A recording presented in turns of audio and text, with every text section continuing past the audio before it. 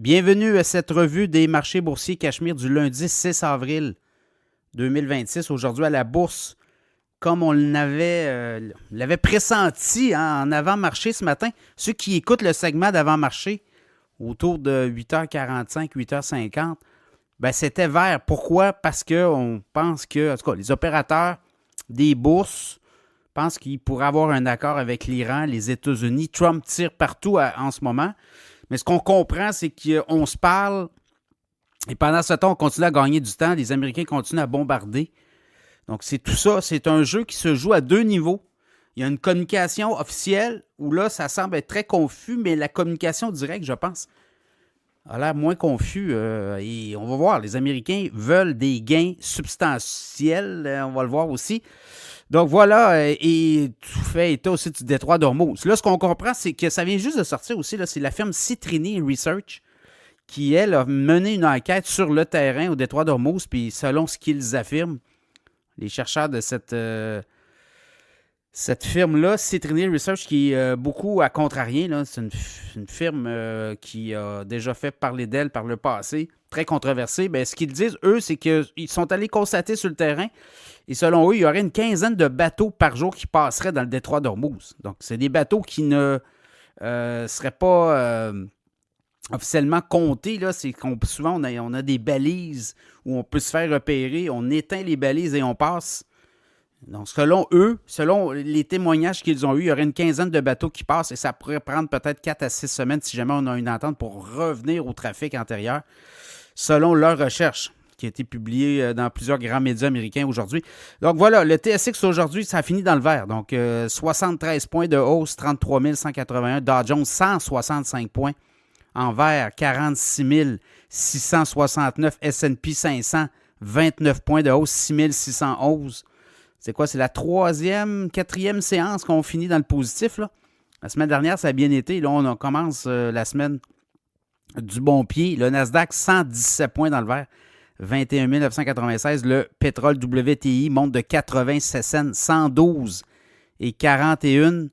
Sinon, je regarde le Bitcoin aussi dans le positif. 69 719, hausse de 740 $, c'est 1% de hausse. L'Ethereum monte de 38 $, 2147 $ US.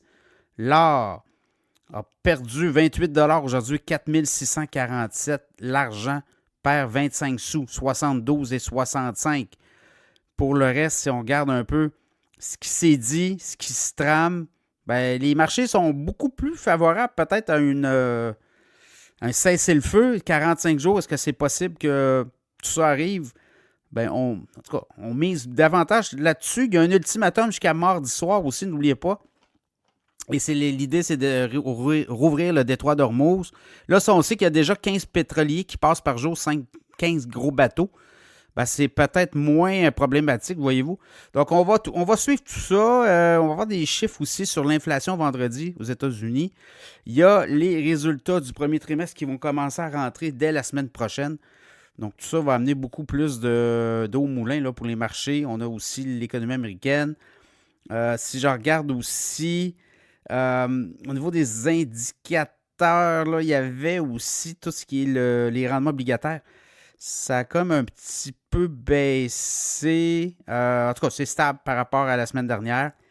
Là, je regarde Soleno Therapeutics aujourd'hui, 32%. On en a parlé en avant-marché, 52,25 $. Soleno se ferait acheter par Neucronine Biosciences, qui a monté de 0,7%, transaction de 2,9 milliards.